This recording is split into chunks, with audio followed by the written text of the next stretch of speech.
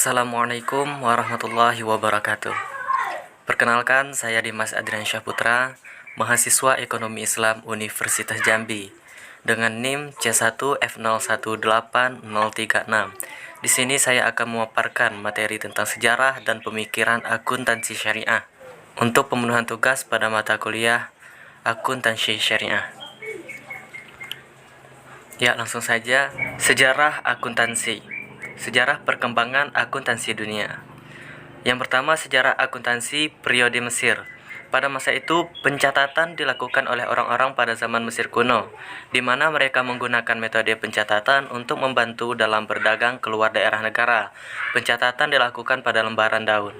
Mereka menghitung laba atau rugi dengan cara menghitung barang yang dibawa pada waktu berangkat berlayar dan barang yang dibawa pulang lagi pada saat selesai berlayar. Sejarah akuntansi periode Babilonia. Pada masanya, ilmuwan melakukan pembongkaran ribuan tabel tanah liat di Babilonia.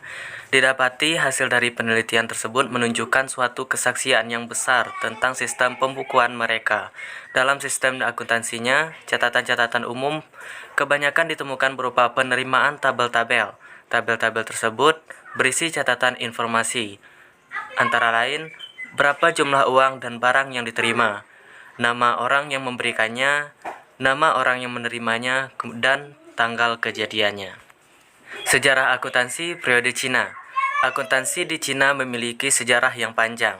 Fungsi akuntansi dalam hal pertanggungjawaban dapat diacak jauh di belakang hingga tahun 2200 sebelum Masehi, selama dinasti Xiu, dan sejumlah dokumen menunjukkan bahwa akuntansi digunakan untuk mengukur kekayaan dan membandingkan pencapaian di kalangan bangsawan dan putri-putri pada dinasti Xia, tahun 2000 sampai 1500 sebelum Masehi.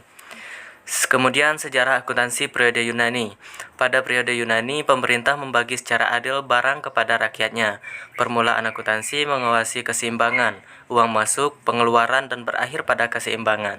Pandangan terhadap akuntansi dalam sektor swasta ditawarkan dengan penemuan di Mesir atas Zenon Papri, yang merupakan dokumen dari abad ketiga sebelum Masehi. Sejarah perkembangan akuntansi Indonesia. Akuntansi di Indonesia sudah masuk ke Indonesia sejak zaman kerajaan di masa yang lalu seperti Kerajaan Majapahit, Kerajaan Sriwijaya, dan Kerajaan Mataram. Zaman kerajaan dapat disebut menjadi pintu masuk bagi akuntansi untuk berkembang di Indonesia. Sejak tahun 1642, akuntansi mulai diterapkan di Indonesia. Sayangnya, tidak ada bukti yang menguatkan hal tersebut. Sehingga awal dari penerapan akuntansi modern di Indonesia dimulai ketika masa kolonial Belanda, tepatnya pada tahun 1842 ketika Gubernur Belanda dari Hindia Belanda mengeluarkan peraturan tentang penerimaan kas, piutang, anggaran untuk garnison, dan pengiriman kapal di Batavia, dicatat dengan menggunakan jurnal. Jurnal ini adalah buku untuk mencatat transaksi sebelum ditransfer ke jurnal sesungguhnya. Sejak Belanda menyerah kepada Jepang pada tanggal 9 Maret 1942, pada akhirnya Jepang berubah segala bentuk sistem akuntansi Belanda. Sistem yang diubah Jepang adalah sistem administrasi dan kekuatan ekonominya dilucuti, serta orang-orang Eropa yang saat itu memegang sektor penting untuk dialihkan kepada kepentingan peperangan. Orang-orang yang Jepang ditempatkan di posisi manajemen tingkat atas dan orang-orang Indonesia di posisi menengah dan bawah tanpa mengubah sistem pengetahuan akuntansi waktu era kolonial Belanda. Setelah Indonesia merdeka, sangat dirasakan sekali kekurangan tenaga akuntan. Pada tahun 1947, hanya ada seorang akuntan berbangsa Indonesia, yaitu Profesor Dr. Abu Tari.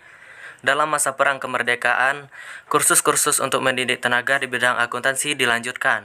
Di Indonesia sendiri, pendidikan akuntan dimulai dengan dibukanya jurusan akuntansi Fakultas Ekonomi Universitas Indonesia dalam tahun 1952. Pendirian jurusan akuntansi di Fakultas Ekonomi Universitas Indonesia ini kemudian diikuti dengan pembukaan jurusan yang sama di Fakultas-Fakultas Ekonomi di Universitas Pajajaran tahun 1961, Universitas Sumatera Utara tahun 1962, Universitas Airlangga tahun 1962, dan Universitas Gadjah Mada tahun 1964. Sejarah akuntansi syariah. Sejarah lahirnya ilmu akuntansi syariah tidak lepas dari perkembangan Islam. Kewajiban mencatat transaksi non-tunai sebagaimana disebutkan dalam Quran Surah Al-Baqarah ayat 282, mendorong umat Islam untuk peduli terhadap percatatan dan menimbulkan tradisi pencatatan di kalangan umat. Dan hal tersebut merupakan salah satu faktor yang mendorong kerjasama pada zaman itu. Pada abad ke-7, Rasulullah SAW mendirikan Baitul Mal. Fungsinya sebagai penyimpanan ketika adanya pembayaran wajib zakat dan usur atau pajak pertanian dari Muslim, dan adanya perluasan wilayah atau juzyah, yaitu pajak perlindungan dari non-Muslim, dan juga adanya kharaj, yaitu pajak pertanian dari non-Muslim. Perkembangan akuntansi syariah pada zaman Khalifah. Pertama, pada zaman Abu Bakar As-Siddiq. Pada masa pemerintahan Abu Bakar, pengelolaan Baitul Mal masih sangat sederhana, di mana penerimaan dan pengeluaran dilakukan secara seimbang, sehingga hampir tidak pernah ada sisa. Kemudian pada masa Umar bin Khattab.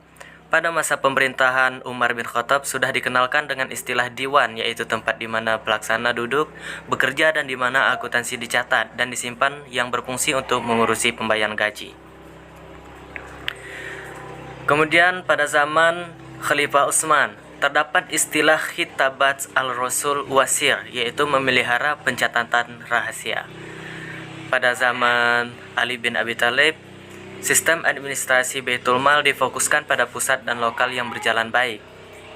Surplus pada Baitul Mal dibagikan secara profesional sesuai dengan ketentuan Rasulullah SAW. Adanya surplus ini menunjukkan bahwa proses pencatatan dan pelaporan berlangsung dengan baik. Khalifah Ali memiliki konsep tentang pemerintahan, administrasi umum, dan masalah-masalah yang berkaitan dengannya secara jelas.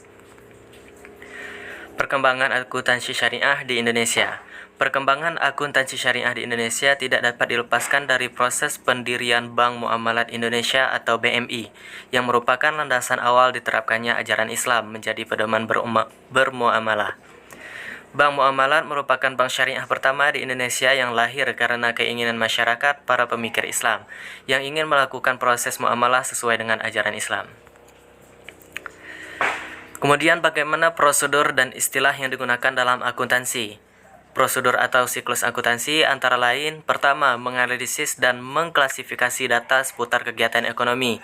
Kedua, membuat jurnal transaksi. Tiga, kemasukan jurnal transaksi ke buku besar. 4. Pembuatan neraca percobaan. Kelima, penyusunan jurnal yang disesuaikan. Keenam, pembuatan ulang neraca percobaan.